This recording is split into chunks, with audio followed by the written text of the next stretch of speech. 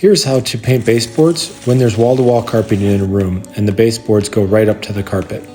I like to use masking tape and tape off the carpet so that way the carpet is protected from getting any paint on it during the process of painting. When a room is to be carpeted, baseboards are installed about a ½ inch up from the subfloor. This allows you to tape off the carpeting and push a little bit of the tape underneath the actual baseboard. As you can see here, I leave a little bit of tape up onto the baseboard as I'm taping off the carpeting, and this allows the tape then to be pushed underneath.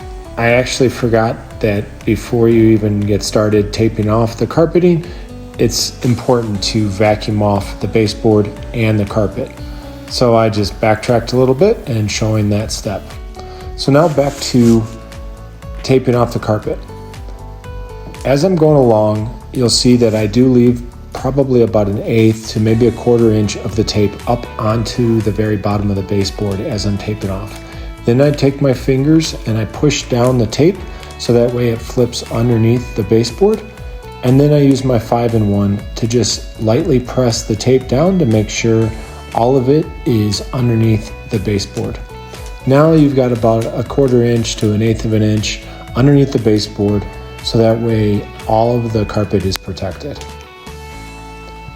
Once this is done, then you can start painting the baseboard.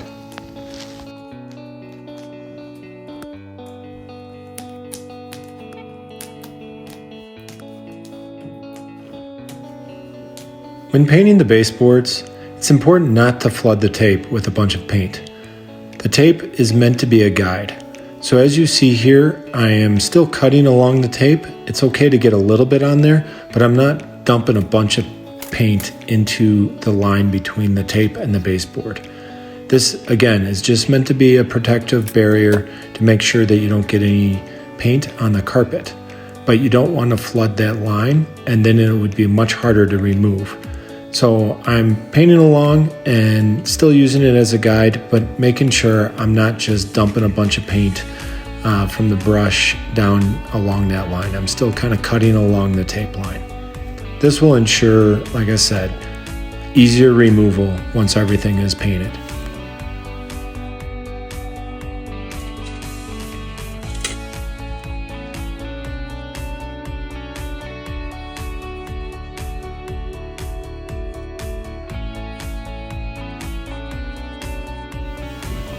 After I'm finished painting all the baseboards, I like to use a fan to help dry everything off before I get started taping off the baseboards and then painting the walls. Since this is a video about the baseboards and painting those, I skipped ahead and now you can see me pulling the tape off the top of the baseboards after all the walls have been completed. The final step to the baseboard painting is to now remove the tape from the carpeting. So I like to leave it on there while I'm painting the walls just as an extra barrier, an extra drip barrier in case something drips off while I'm painting the walls. Like I said, the very last step is to remove the tape, and the process is to break any paint that has dried along that tape line where the carpet meets the baseboard by pressing along the baseboards, pulling back a little bit on the tape. This pulls it out from underneath the baseboard and then makes it much easier to pull the tape off the carpet. And then once the tape has been pulled, I just go back, run my fingers along the baseboard and the carpet, and this kind of fluffs the carpet back up.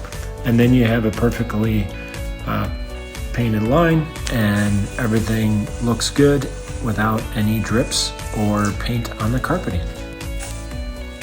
Thanks for watching. Be sure to leave any questions in the comments. We'd be happy to answer them for you. And then make sure you like the video and subscribe to our channel.